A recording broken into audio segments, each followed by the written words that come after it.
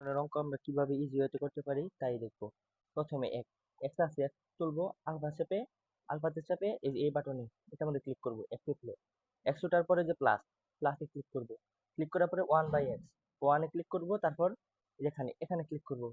তারপর আবার এক্স তুলবো, আলফাতে ক্লিক করে এই যে এই বোতামে ক্লিক করবো এক্স। তারপরে এটার মধ্যে ক্লিক করবো। ক্লিক করলে এখানে আসলো। তারপরে ইকুয়াল তুলবো, আলফা চেপে ক্যালকে চাপ দিব। ক্যালকে চাপ দেওয়ার পরে মান দেওয়া আছে 5, 5-এ ক্লিক করব। এখন এর আনুমানিক মান বের করব। আনুমানিক মান বের করার জন্য শিফট চেপে ক্যালকে চাপ দিব। আনুমানিক মান 4 ধরে নিলাম। 4 দিলে মান এসে বললো 4.7। এখন আমি শুধু ওটা তুলে দিব। এক্স এক্স আবার তুলবো, এক্স এর মান বাই করছি। এক্স এর মান বের করার পর আলফা চেপে আবার এখানে চাপ দিব, এক্স টু দি পাওয়ার 3। এই যে এখানে ক্লিক করবো, 3 বসাবো। আবার এখানে একটা ক্লিক করে নেব।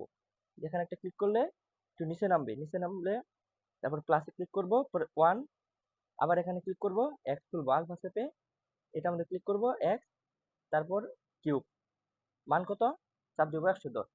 মান কত? 110। এটা অ্যান্সার। অঙ্ক আমরা কিভাবে ইজি ওয়েতে করতে পারি তাই দেখবো। প্রথমে এক্স আছে, এক্স তুলবো, আলফাতে চাপে এই যে এই বাটনে এটার মধ্যে ক্লিক করব। এক্স উঠলো, এক্স ওঠার পরে যে প্লাসে ক্লিক করব। ক্লিক করার পরে 1/x, ওয়ানে ক্লিক করব, তারপর এখানে ক্লিক করব। তারপর আবার এক্স তুলবো, আলফাতে ক্লিক করে এই যে এই বোতামে ক্লিক করব এক্স। তারপরে এটার মধ্যে ক্লিক করব। ক্লিক করলে এখানে আসলো। তারপরে ইকুয়াল তুলবো, আলফা চেপে ক্যালকে চাপ দিব। ক্লিকে চাপ দেওয়ার পরে মান দেওয়া আছে 5, 5-এ ক্লিক করব। এখন এর আনুমানিক মান বের করব।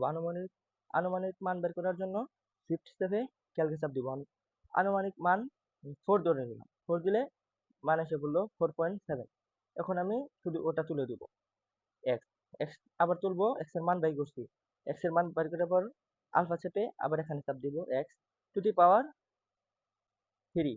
এই যে এখানে ক্লিক করবো, 3 বসাবো। আবার এখানে একটা ক্লিক করে নেব। এখানে একটা ক্লিক করলে একটু নিচে নামলে তারপর প্লাসে ক্লিক করব, পরে 1।